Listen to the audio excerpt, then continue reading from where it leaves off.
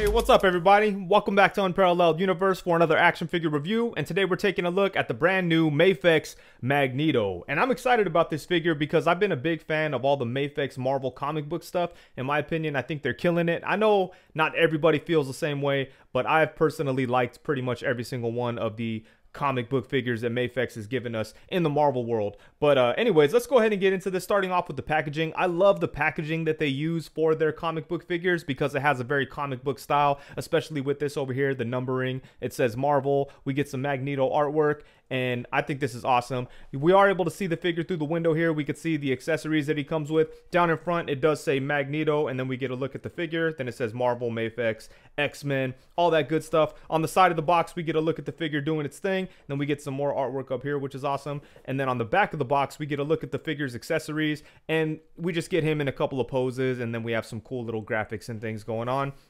On this side, we get another look of the figure, and then it says Magneto and X-Men. Down here, it says a bunch of bullshit, so who cares about that? But enough about this pretty little box. Let's go ahead and open it up and take a look at the figure. All right, so here we have Magneto right out of the box, and I've got to say, I really do like this figure, but I had a couple of problems with them as soon as I took them out of the packaging. Nothing major, but just the small little things that I felt like I had to fix. So I just fixed them, got them out of the way, and now I'm completely happy with this figure. But the two problems I had was, first off, the legs were kind of loose. The drop down hip was just kind of, it would just fall down. It wasn't like so loose that the figure felt cheap, but it was looser than I wanted to deal with, you know? So like I'd touch the leg and it would kind of just fall down.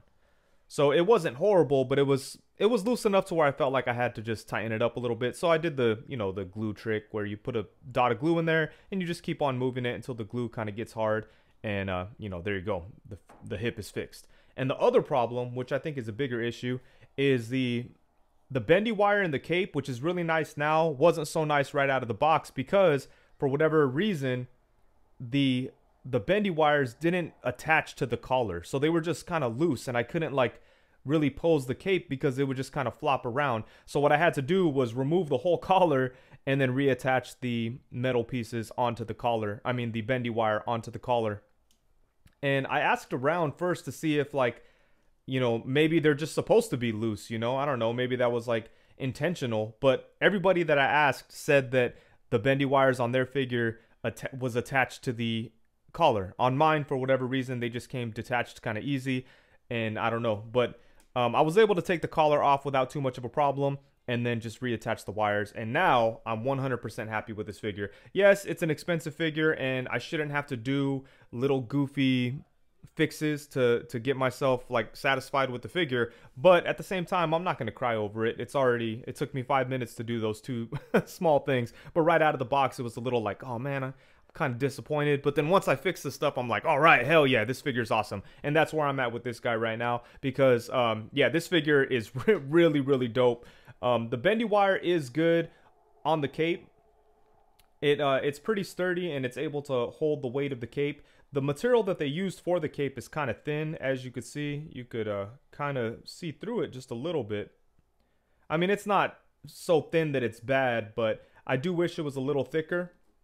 But I'm sure that they went with thin material like this so that the bendy wires can support the weight of the cape, and I'm okay with that. So yeah, the cape does look good. You're able to get it into a bunch of cool like positions, and you can do all kinds of good stuff with this cape. So I do like the way that turned out. And you know what? When I removed the collar, I thought to myself like, damn, they should have just made this like an interchangeable collar situation and given him like a purple cape or another collar with the purple cape attached to it and just make it interchangeable. That would have been like the ultimate Magneto figure, because this one, as it is right now, it has a lot of Age of Apocalypse vibes, but it's not 100% accurate to Age of Apocalypse, you know, because when it comes to AOA, Magneto's suit was a little bit more armorized. Like the gauntlets on the forearms kind of had like a bulkier look and they looked a little bit more like armor. Same thing with the lower legs. This here kind of has a classic feel for the lower arms and the lower legs. But you know, the red cape is obviously Age of Apocalypse inspired, and then of course the heads with the ponytails. So this figure is kind of like somewhere in between, you know. It's kind of strange. But, you know, I'll be honest with you, I don't even care. I just think this thing is badass. I like this figure a lot. I think it came out dope. and I'm pretty satisfied with it. And there's really not a whole lot of detail to discuss on Magneto, but he does come with 3 different heads, so let's go ahead and take a look at those. Starting off with this one, this is the one that's on the body inside the box, and this is a very good looking head sculpt. You could see the face underneath the mask, and I think the face is extremely well done, especially the eyes. Look how clean the eyeballs are. So they did a good job with that, and then you do have the ponytails coming down the front here, then you have the long hair in the back, which looks really good too. So yeah, I think this is a nice looking head sculpt, but it's probably my least favorite out of the 3, but I do think that it's very well done. And then next up, we have this head sculpt, and I really, really love this. We've got the blacked out face, which is definitely the Age of Apocalypse look for Magneto. If you look up artwork from that storyline, a lot of times his face looks just like this, and I think this is awesome. You could still see the facial definition there. You could see his mouth and his nose and stuff, but it's all blacked out, makes it look like a shadow. And then we've got the white eyes. And again, we have the ponytail and the long hair. But man, that blacked out face is really awesome. It's definitely going to be fun to take pictures of this. And then finally, we have the unmasked head sculpt. And I think this is a great looking head sculpt. It definitely looks accurate to the way that he looked in Age of Apocalypse. It's extremely well sculpted, very well painted. Again, the eyes look very nice on this. I like the facial expression.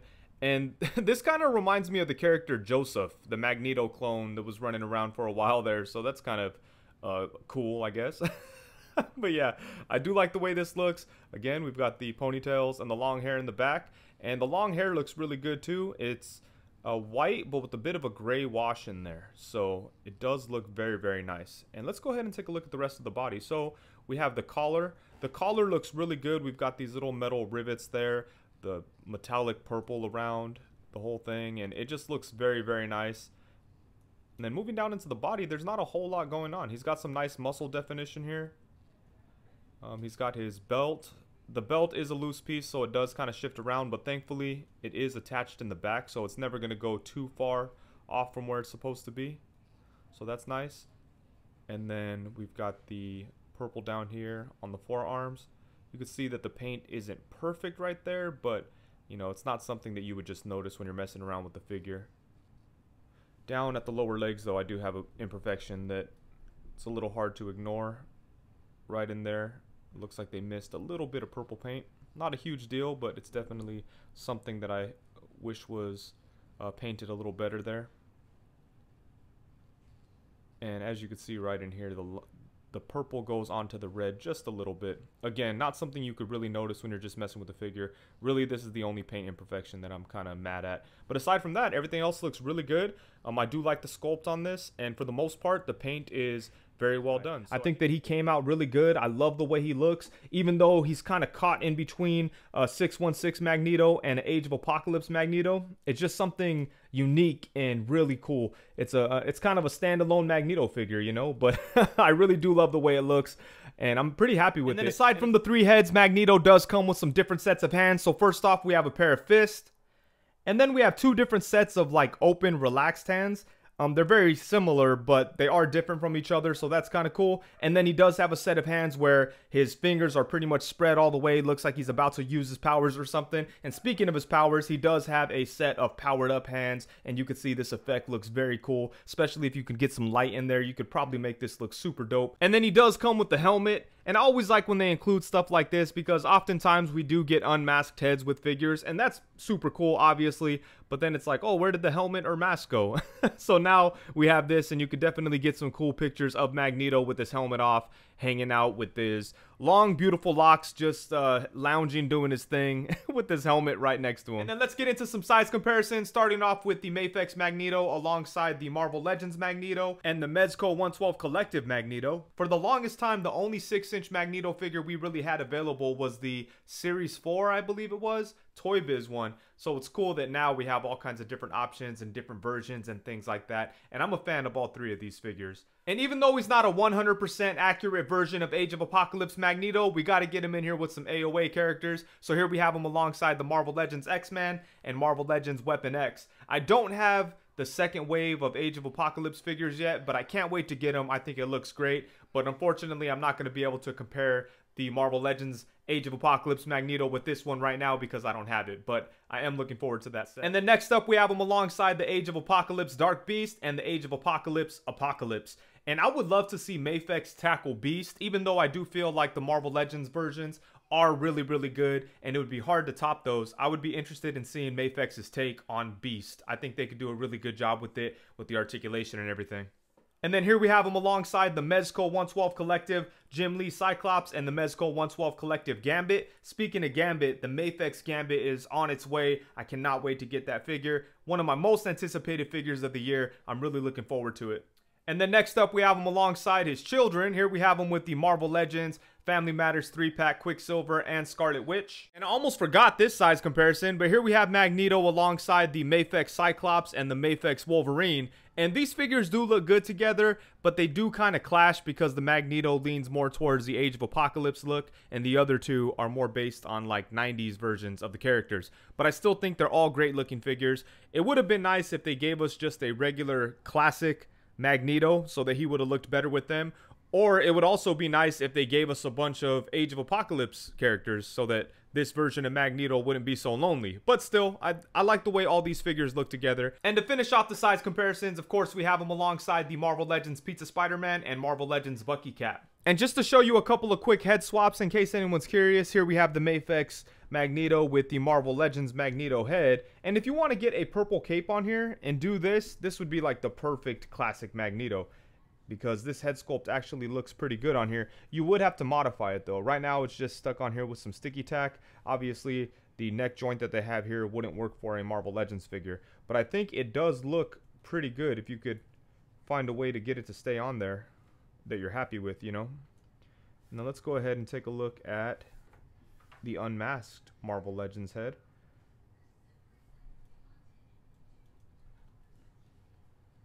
And again, that looks pretty good. So the size of the Marvel Legends heads works out really well on this body. Yeah, that's pretty dope. Man, I kind of want to get another Magneto and then get like a custom purple cape. But a part of me feels like Mafex will re-release it with the purple cape. But, you know, if that happens, it would take a couple of years anyway. So maybe I will go ahead and do the custom deal. But we'll see. Ooh, look at that. That's nice. Damn. That looks pretty good. This is the Mezco Unmasked Magneto head. So again, the size works really good, but you would have to find a way to get the head to stay on there. And then here we have the Mezco Magneto head that has the helmet on it, obviously. Damn. Yeah, that looks pretty good too. So you do have some pretty good options with different heads and stuff, but it might take a little work to get the heads to go onto the body. And just like most Mafex figures, Magneto does have a lot of really good articulation. So let's go ahead and take a look, starting off with the head. It does move side to side. We have movement at the upper neck and at the lower neck. So using both of those, we get some tilt and just some good movement all the way around. He could look up only to about right there.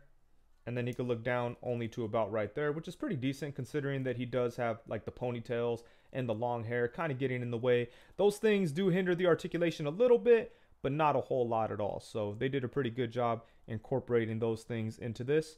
And then for the torso, he does have a diaphragm cut. So using that, we get some nice side to side. And then just with the diaphragm cut, it goes forward to about right there, which is really good. And then it goes back to about right there, which is also really good. But then he also has a ball joint at the waist. So using both of those joints, look at that. That is a really good crunch forward for Mags here. So really good stuff. And then it does go back a pretty decent amount. Seems like it doesn't go back as much as it goes forward, but I really like that. And then he can also tilt at that waist joint. So man, this torso, yeah, Mafex has like the best torsos in the game. So good stuff there. Really nice movement at the torso. And then for the arms, he does have the standard Mafex butterfly type of joint, which is great. And then he has ball jointed shoulders that do go all the way around. Then you can bring his arms up to the side, which can be useful if you have him in like floating down type of poses. You know, Magneto comes down and does his thing. And then he does have upper bicep swivel. He's got double jointed elbows. Bam, they get a nice bend. Look at that. So he could get into some boxing poses. So when he's ready to chunk them. And then he does have ball joints at the wrist. So you can move his wrist in all kinds of different directions. You could swivel at the hand. You could hinge. So good stuff there at the wrist. And then for the legs, he does have drop down hips. So that's always nice. He can kick forward way higher than Magneto needs to. But I won't complain about that. Then it comes back to about right there. His legs can come out to the side only to about right there, which is not a whole lot, but still enough for Magneto, so it's all good. And then he does have a thigh swivel that's hidden up in here, up in the hip joint. So I love how Mafex does that too. It doesn't rotate all the way around or anything, but it doesn't need to. It rotates as much as you would want, you know. So even though it doesn't have a fully rotating upper thigh, the way that Mafex does it is pretty much perfect. So I like that. And then he does have double jointed knees. Bam, look at that. Good stuff there. He's got a ball joint at the ankle, so you get some rotation there. You have the rocking ankles. You could hinge forward, hinge up. And then something that Mafex does that I always appreciate is they bring down a little bit of plastic from the leg to cover up the ball joint, and that is just like above and beyond. That's super cool. And in this case, it doesn't hinder the articulation whatsoever. So good stuff there. And then he does have toe articulation. So yeah, man, really nice articulation on this figure. He's definitely a lot of fun to pose and play with. And I haven't been able to put this figure down since I took him out of the box. So I'm very happy with the articulation and the fun factor on this guy. He's just so much fun to pose around and play with. Definitely the most, or one of the most articulated Magneto figures out there.